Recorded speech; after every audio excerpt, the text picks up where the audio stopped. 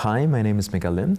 I've been a EU Marie Curie PhD fellow on the Universities in the Knowledge Economy project.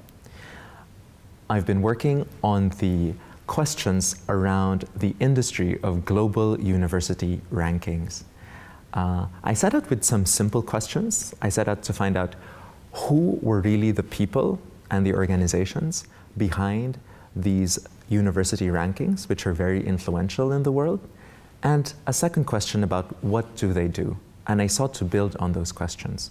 There has been a lot of research in higher education studies about university rankings because there are a lot of effects that they have in the sector.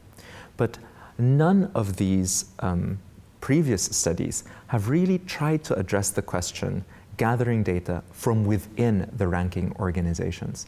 So what I've done in the past 3 years on this project is to go to some of the best known ranking organizations, such as the Times Higher Education Rankings, the QS Rankings, and the Shanghai Jiaotong Aarhus Rankings, to find out how they're made and how they do things at these organizations. In particular, I spent quite a bit of time shadowing and following and having many interviews on a work placement at the Times Higher Ed with Phil Beatty, the editor of the rankings. And there I discovered some of the strategies that the Times Higher Ed uses to make the rankings more popular and to address their key audiences. These relate to some of my key findings in my work.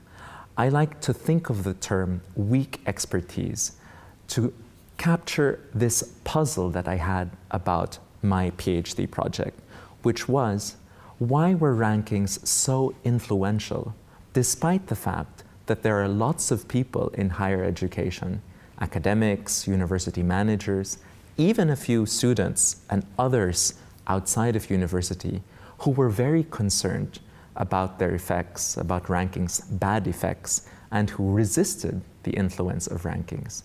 Despite that, rankings do have their effects. Rankings play roles in public policy processes, in university strategies, and have a powerful role in among university leadership issues. And so I set out to find out what exactly was behind their expertise and their influence. I noted that rankings do try to hit 3 important birds, you might say, with their quote-unquote stones, which are they try to produce rankings that are reliable, that are consistent, that are comparable through time, robust, based on good data, which is a big issue now in rankings, in the world of rankings, as well as relevant.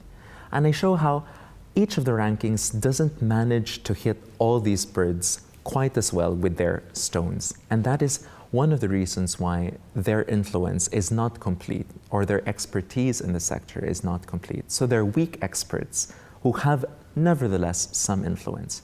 I think these questions are very important because the role of experts is something that we really need to reflect on when we think about who gets a say, which kinds of experts get a say in the ways that universities are run, in the way that higher education policy is formulated.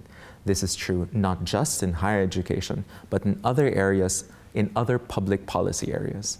So I think that's an important contribution that my work makes to the larger field of policy studies, the idea of really trying to understand the strategies, the motivations, and the concrete actions of people who are selling or building up their expertise from outside these policy sectors.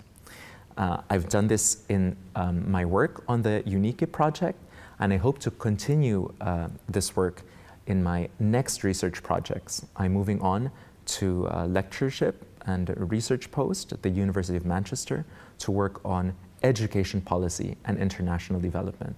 And I'm seeking to build on this research that I've done in that new role. Thank you.